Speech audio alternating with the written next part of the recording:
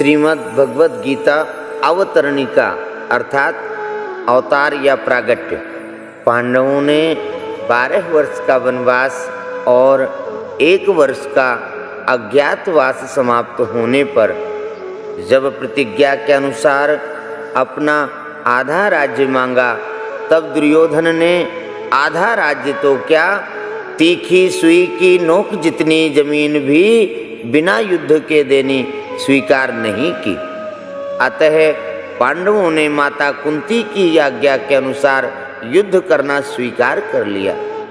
इस प्रकार पांडवों और कौरवों का युद्ध होना निश्चित हो गया और तदनुसार दोनों ओर से युद्ध की तैयारी होने लगी।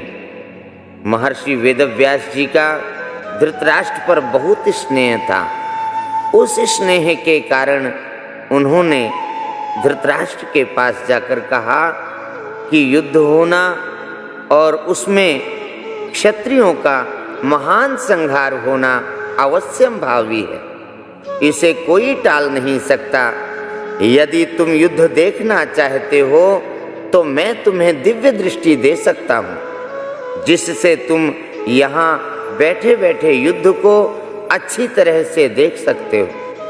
इस पर धृतराष्ट्र ने कहा, मैं जन्म भर अंधा रहा, अब अपने कुल के संहार को मैं देखना नहीं चाहता, परंतु युद्ध कैसे हो रहा है यह समाचार जरूर सुनना चाहता हूँ। तब व्यास जी ने कहा कि मैं संजय को दिव्य दृष्टि देता हूँ, जिससे यह संपूर्ण युद्ध को, संपूर्ण घटनाओं को, सैनिकों के मन में आई हुई बातों को भी जान लेगा, सुन लेगा, देख लेगा और सब बातें तुम्हें सुना भी देगा।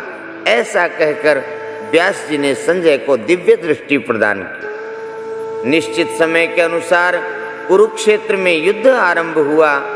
10 दिन तक संजय युद्ध स्थल में ही रहे।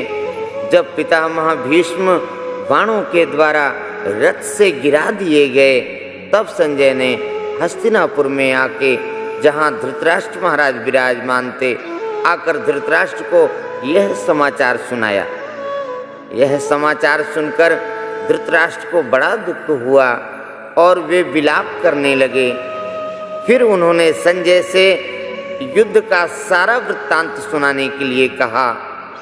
भीष्म पर्व के 24वें अध्याय तक संजय ने युद्ध संबंधी बातें धृतराष्ट्र को सुनाई और 25वें अध्याय के आरंभ में धृतराष्ट्र संजय से पूछते हैं और यहाँ से जो वार्तालाप चलती है वो श्रीमद् भगवद गीता का प्रागट्य होता है। बोलिए श्री कृष्णचंद्र भगवान की जय।